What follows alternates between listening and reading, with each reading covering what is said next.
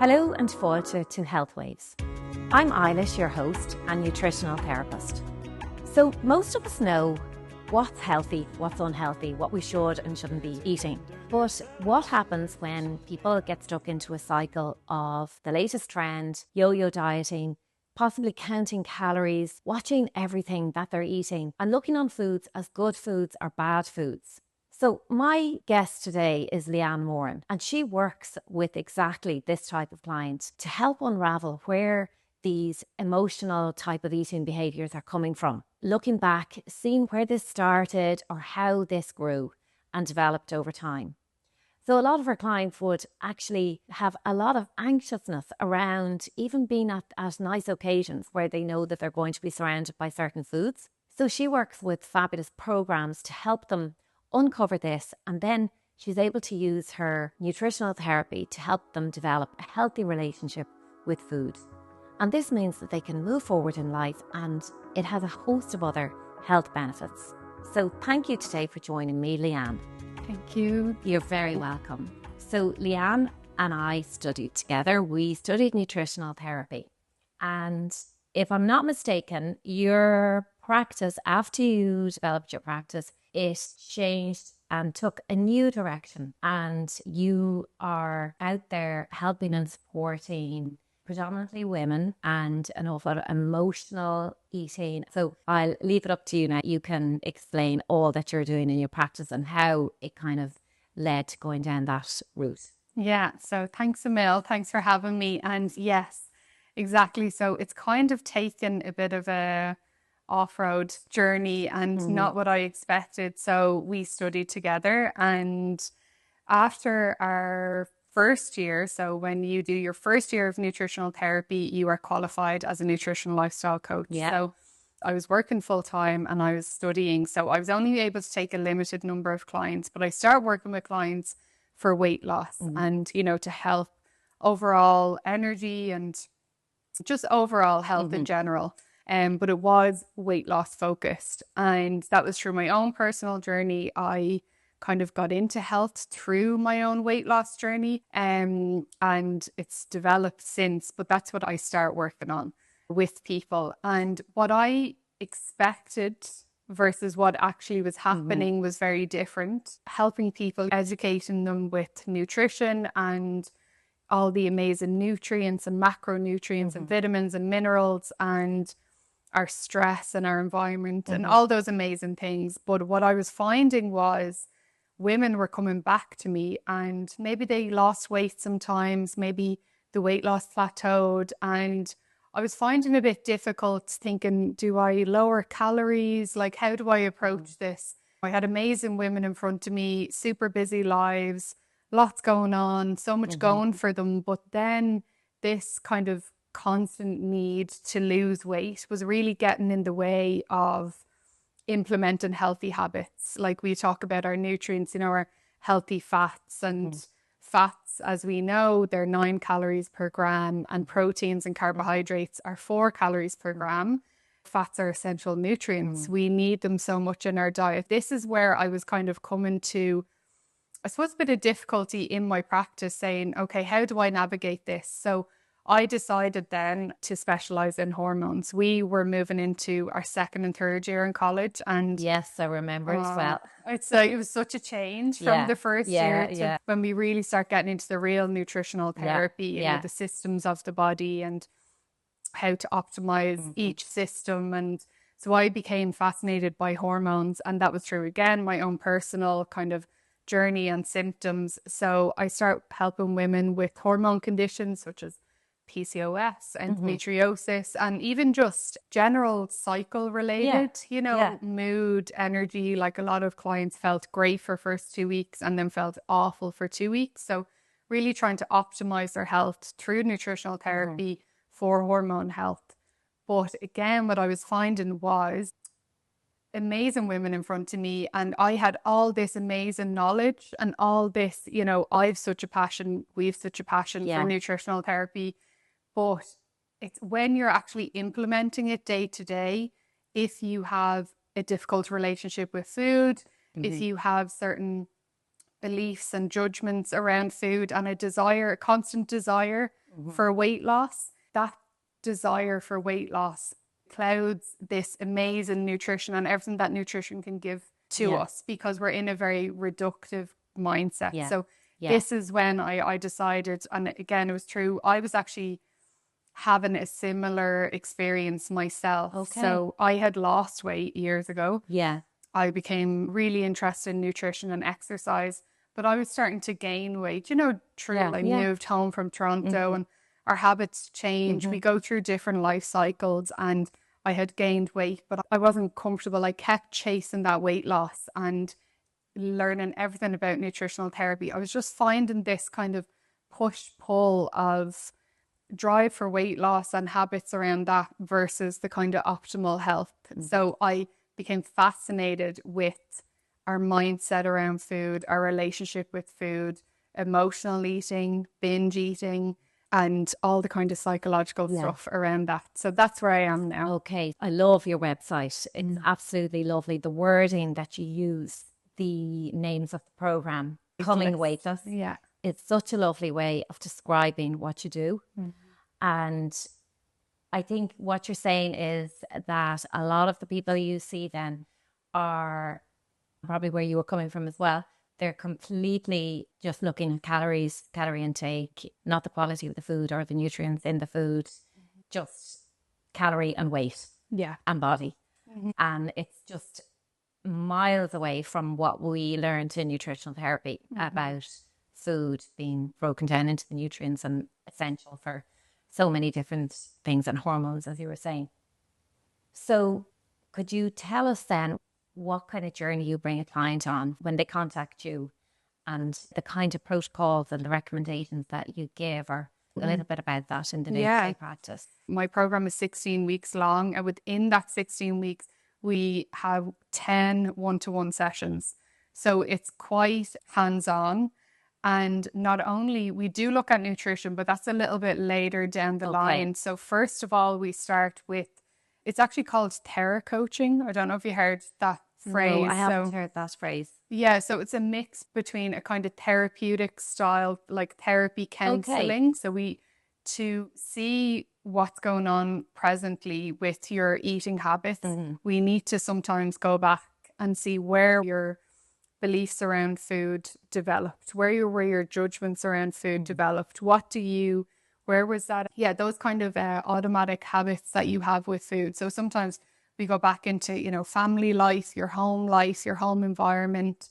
How do you think about food? Because we all have such different mindsets and beliefs around food.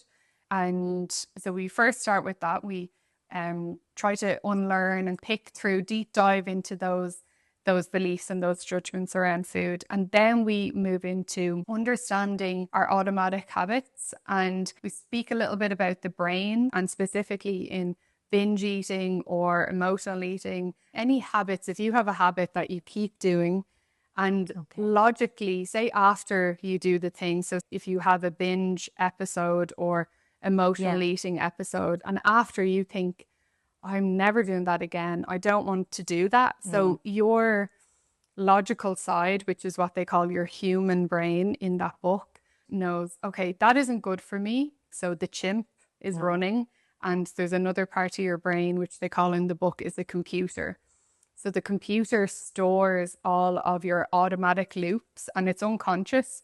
Just like you know how to brush your teeth or drive your car. They're unconscious. You don't have to think about it really. So they're stored in your computer part of your brain. And then your chimp is the reactive part. But you get home from work, you're super stressed, you're overwhelmed. You go to the fridge, you eat a packet of whatever food. The chimp is reactive to emotion. It's reactive to fear. It runs on fear.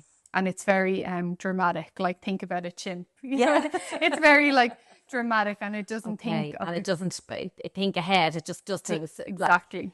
So no consequences comes into it. So this is the brain part. And then we talk about the human part. So your human part, unfortunately, is a lot slower to come into this habit loop. And another part of the program, we break down the habit loop. So your trigger, your craving, your reward, and then your consequence. So that the first stages of the habit loop are all driven by your chimp and your computer. they're unconscious, they're very quick, they're very reactive. Okay. And then the end part of the habit loop is the consequence. And that's your human. Your human goes, oh, like, why am I after doing that? And it has to deal with the consequences of, if you're repeatedly binge eating, you might have guilt, shame. Guilt. Okay, all of those. You might have physical, you know, you might be gaining weight, like that you can't seemingly control. So that's part of the program as well. And then we move into the nutritional therapy. Okay. So you peel back many layers and get really down into the emotional part of it, the why. Yeah. And work around that to help them overcome, obviously, all those things. And then I suppose here in nutritional therapy that plays a big role, that you can then teach them how to bring nutrition into their lives in a healthy way. 100%. So gut health is a big part of it. So we know when our gut is healthy, everything is basically. So thinking of your happy hormones, your serotonin, your immune system, your microbiome's constantly sending messages to and from the brain. So your immune system, your hormones being excreted, even your digestive system as a whole. Like if I have a lot of clients, you know, constantly constipated and they have IBS-like symptoms. So I try to give them as much as I can in that nutritional therapy side. Now, of course, if they have a certain condition, I'll refer them on to a specialist nutritional therapist. We also have a hormone module. I go through the menstrual cycle, how the hormones all interact and change. Not only how that interacts with your appetite as well. So hunger and fullness is a big part of the program. But again, like eating well for hormone health. If you hear intuitive eating, it's just eat whatever you want, whenever you want. It's not about that at all. It's actually unlearning all that, you know, those silly judgments and things that drive our behavior, but they're very unhelpful and they cause these binge eating and emotional eating. So then we can bring in our gorgeous balanced foods and our balanced diet. Lovely. So would you be able to have like an example of somebody that you have worked with, like how they presented and how you worked with them and how, you know, the kind of journey that they went through then? Practice. Yeah, of course. Yeah. So the program at the moment is actually quite new. When you're introducing a new program, a new kind of protocol, I'm very excited to see how clients are reacting and the results. So I have one client, I met her this week. It's been 8 weeks on the program. She's had about 6 sessions. And initially she came to me. So she's a mother of 2, very busy. Husband is very busy. They've, you know, general busy lives as we all do. And she was experiencing binge eating 2 to 3 times per week. And she would often use food as a crutch during times of overwhelm and stress. And say the kids had a bad night getting them down to sleep, she would then come down and emotionally eat. So this is what she wanted to work on. And I suppose they were her main goals. But under that as well, she mentioned how she could see that her relationship with her body and her relationship with food, she could see how that was impacting her kids. Like she mentioned that her kids they really, really loved like what we'd call junk food. So say if they went to their granny's and the granny had biscuits, they were so intensely kind of enjoying the biscuits. And did she feel this was coming from her maybe behaviour around food, or? At the time, no, but she was concerned about it. Because she was thinking, she tries to prioritize healthy foods. And that, so she had a fear because she was thinking they're very intensely, you know, really looking for, can't wait to go to granny's, the biscuits, the whatever. So that was just another kind of side, I suppose, goal. And I met with her this week and it's just in such, I suppose, a short space of time. She's had huge improvements. And this is a longer term thing. The program is 16 weeks, but you might actually want to extend it on, you know, but so far she's only had 1 binge since we started working together. And she was having them every week? Like 2 to 3 kind of evenings, like over the weekend. Brilliant. She was really kind of felt that lost control, that deep shame. So she's only had 1 since. And now I did say to her, like, you know, let's get into normal life. Like, let's be, you know, as open, as vulnerable as authentically you, because it's like even starting a new diet, you know, you're kind of motivated at the start. You've all your ducks in a row, you've your list done, you're all prepped and ready to go. But 6 months down the line, something comes up. So this is really real life. We're really trying to tap into that deep emotional and psychological side of it. So it's not a plan that you're sticking to. It's real life. And it's probably what we have. We really love a variety of foods, whereas some people eat them because they have to. I know. And that might not last as long. So, I know. But she has only had one binge, which is amazing. And she feels great in herself. And we have brought in different ways so instead of emotionally eating in the evenings to kind of come down, we have different ways now that she can bring in that relief, that soothing, you know, that so you comfort. offer other tools and more.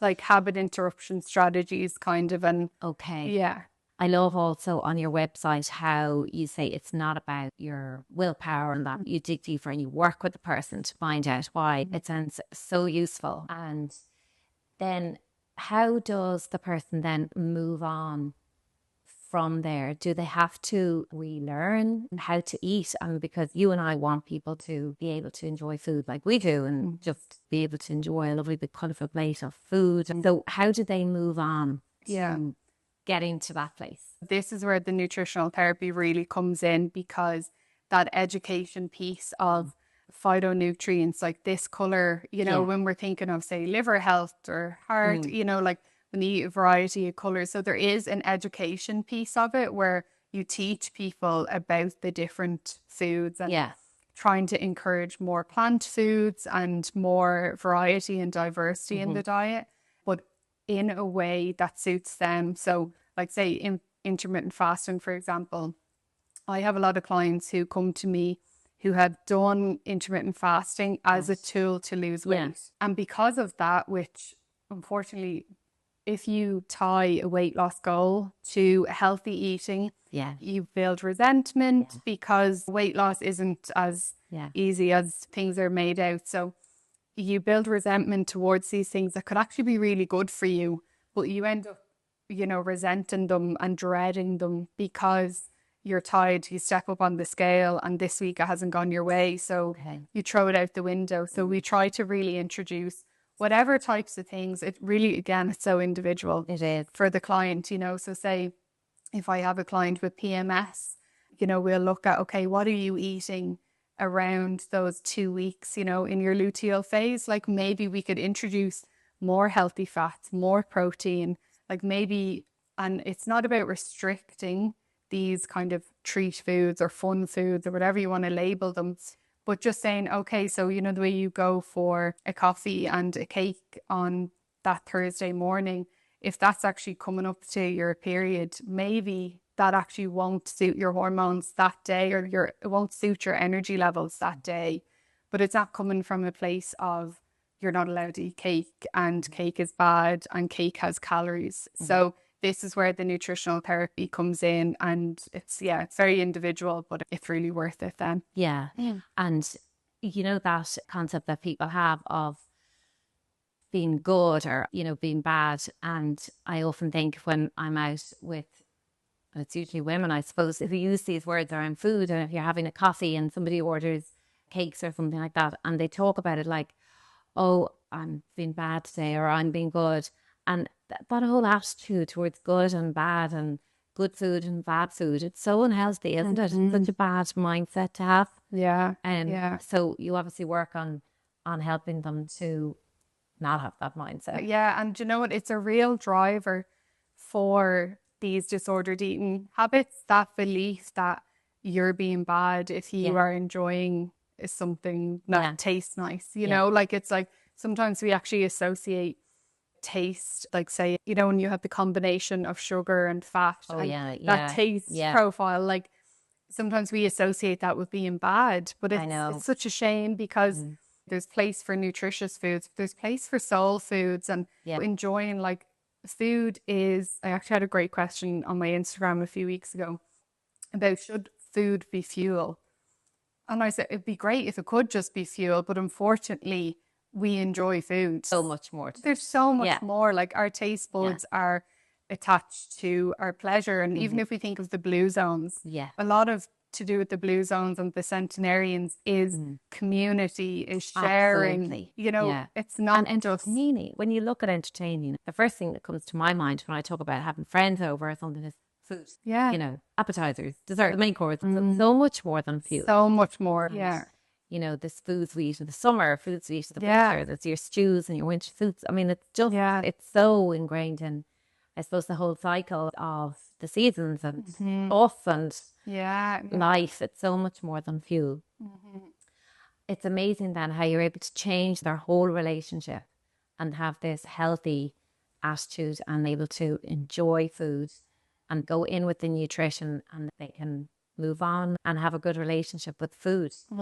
And coming back to then the sort of good and bad as well, and how people eat and society, we often look at maybe, you know, a female again or a male, but usually a female who is slim, maybe very slim, maybe too slim, whatever, but they're going to the gym. They don't have they always say no at coffee to a treat. They, you know, they're very, very rigid. And people often say, oh, isn't she really good and really healthy? But actually that person inside, their hormones could be crying out for more carbohydrates, more fats, more healthy fats.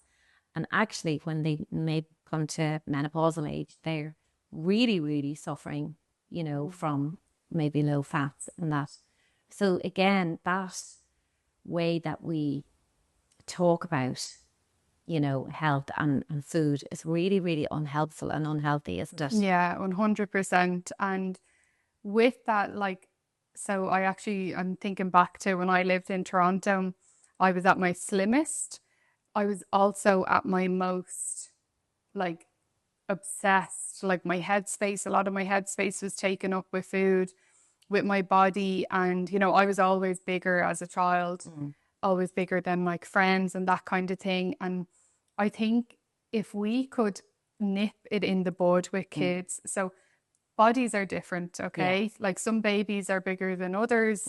We don't put them on diets, you know, like some kids are bigger than others. Bodies are different. If we could stop this messaging of having to lose weight, we could actually nip that in the bud. Like, I think I remember it was the day after my communion, I had this pink dress on, and I remember being self-conscious at that age. And I don't know when I first started dieting, but it obviously was from a young age. I was doing mad stuff.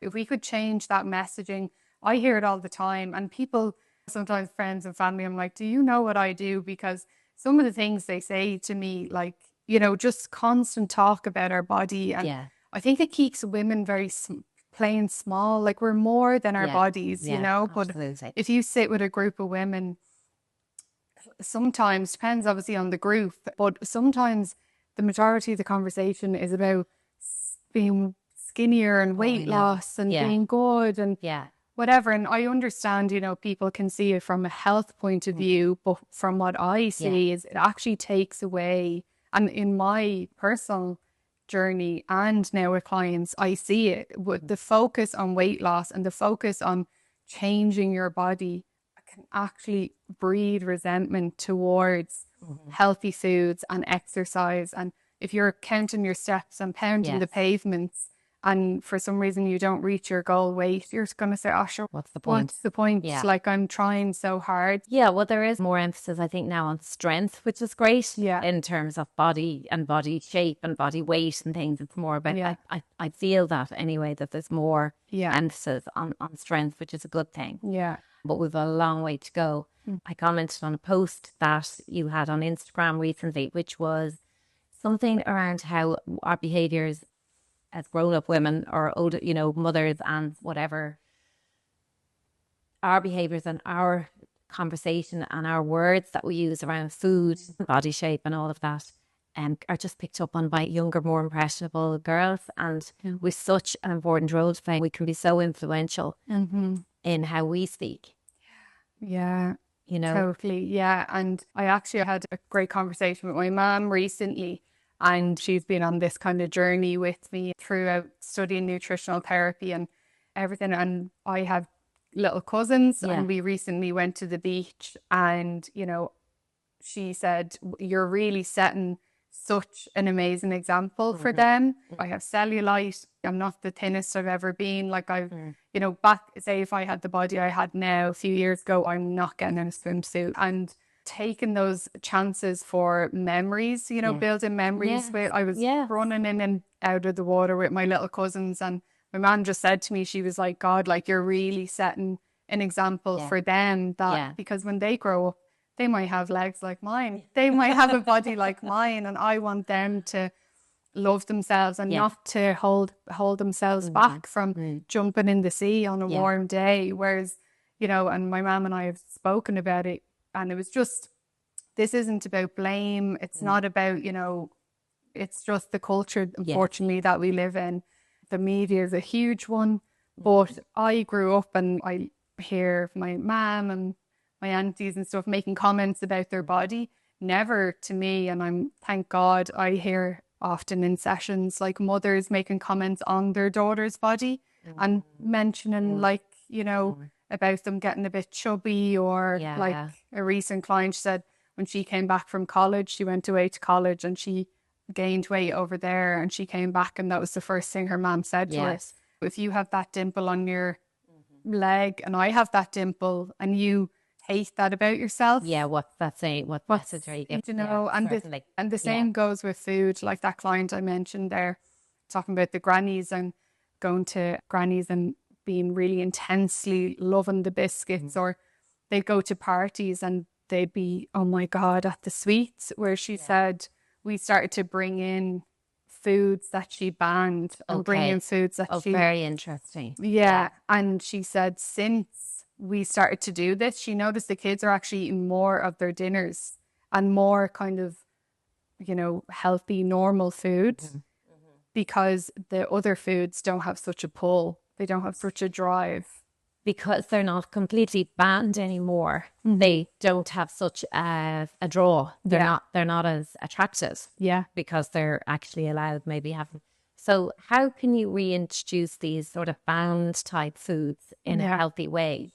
This is what we'd call habituation, food habituation. And it's very common for us to grow up, and throughout our dieting careers, we completely cut out foods. So if I'm telling somebody, a client about this, I use almond croissants as my... Love them. Love them. Have you had the ones from, what's that place? Bread 41? Are they? They're like huge, and they weigh a ton. They've so much of the real almond in them, because you know some of them just don't have enough almond. So I use this as an example of almond croissants. I love them, and because I love them, and obviously I was always trying to lose weight, of course they are full of trans fats. You know, they're pastry, they're deep fried, so I was like, of course I'm not going to eat them. And this is just one example, but I did this with lots of foods, you know, because... So they were banned from your life? They were banned, You know, obviously I'd have one maybe the very, very odd time, but I'd make up for it, or I'd feel guilty about it. They were basically off limits. So I worked with somebody healing my relationship with food for 10 months, and habituation is part of it. So we decided to do it with croissants. So you asked about how to do this in a way, literally, and this sounds scary, and this is why I say it depends on what stage my client is at. Like, I don't say when we first start working together, oh, just bring in all the foods, you know, like, because as you know, they can impact you, your mood, your whatever, hormones, everything. So we do it in a way that's comfortable, and you don't, I suppose, you don't scare yourself off. So I was at this stage where I was like, right, I'm ready. So over the space of about 2 weeks, I might have had 4 or 5 or 6 of them. All right. So over a 2-week period. So usually it's when I was bringing my dog Bailey to the beach. And there'd be a coffee van there, and I'd get maybe an almond croissant and a coffee. So part of the habituation is that you do it mindfully. So I would have the croissant, but I would really enjoy it and savor it. I'd savor it. And as I'm eating it, like, even breaking it down to like, what does that taste like? Yeah. What does that feel like in Eating your mouth? mindfully, kind of. Yeah, Yeah. 100%. And it's very important for habituation Right. to really get to grips. Okay, what does that taste like? What does that feel like in your mouth? What's the texture like? You know, how are you enjoying it? So what I found was, and this is the process. So the first few, I would eat the whole lot. Okay. And then I kind of realized, say when I got home, I was like, I don't feel too good. I don't feel great. Like, and, you know, this doesn't feel good. Say I'd go to the gym, thinking of a Saturday morning now, I'd go to the gym, but I think I actually don't feel like I could go to the gym now. I feel a bit sicky. And you hadn't really fueled, like you haven't get, Yeah. And even that kind of taste couldn't be around without eating. I was starting to go, oh, it's grand. I maybe don't like them that much. Yeah, you know? Like it's not so you'd really put them up there, like you'd really elevate them, but they weren't.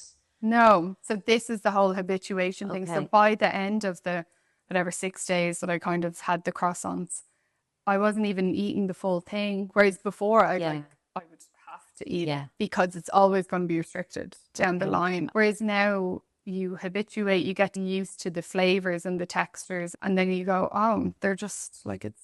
So you that's leave, just what it tastes like. Take some and then leave the rest. Exactly. So a much healthier approach. Yeah. Like if you had them here now, if I wanted one, I'd have them, but I don't. It's not like Whereas a lot of my clients, if they were beside crisps, like they would not be able to not have them. They'd actually, some clients, they move to a different room, or if their family comes home with cakes or buy crisps and they put them, they'd say no, hide them, because if they're there I will eat them. Whereas that's not right. Like, that having that mental hold on you isn't right, and it stresses out the whole family as well, because you're controlling things when it's quite unnecessary. When you've healed, like I can have whatever's in the house, not like, oh God, that's there, so constantly thinking about it. That's sort of healthy attitude. Then obviously people don't binge with it, they don't overdo, then they're able to have whatever way you want to call those foods, street foods or whatever. They're able to have them in a healthy way, and can be part of their exactly without walking into a room where there's a party going on and being petrified of standing next to the table or something. Or like things like holidays. Like a lot of clients would say they dread holidays because they just go all out. Isn't that awful? Yeah, because it's like they're relaxing and there's all these varieties of foods that they're always off limits. So it causes them such stress, whereas anxiety and everything. And then the shame and the such an interesting area, and so much to be peeled back before they can move on.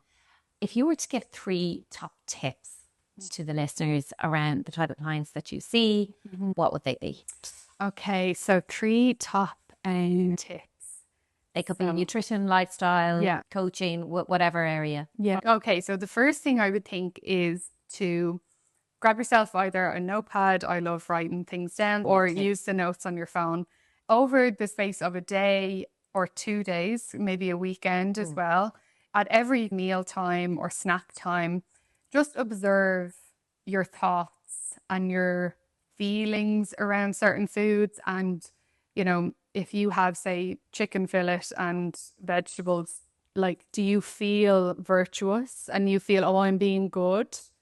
And then if you have, say, you go to your granddad's and he gives you a scone and butter and jam and cream, are you like, oh God, I'm going to have to make up for this, or so it's all around the feelings around what arises. What arises around the food that you're going to eat. And then, so I'd say for a day or 2, write down those just to see where you're at. Is this a thing that you might need to work on? Like, if you are binge eating or emotional eating, chances are this is what's the main driver.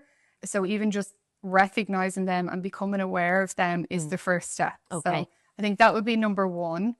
Number 2, I would say go to if you have social media, which most of us do, go to your social media and look at who you're following, what you're seeing, because if, again, you're in cycles of dieting or whatever, and it might not even be kind of body things, but even just toxic things that you're just listening to and absorbing Yeah. and keeping you in like a negative. I think that has such an impact on, even for emotional eating. Like, emotional eating is driven mostly by emotions. So if you're constantly overwhelmed and bombarded, whether that's from a fitspo, try to diversify your feed. Like, my feed is full of amazing people, different bodies, different skin tones, different industries, like all this, go out and see the world. I know. Yeah. Like, the world is such a diverse, amazing place, but sometimes we're just, this person with this small waist and this whatever. I know.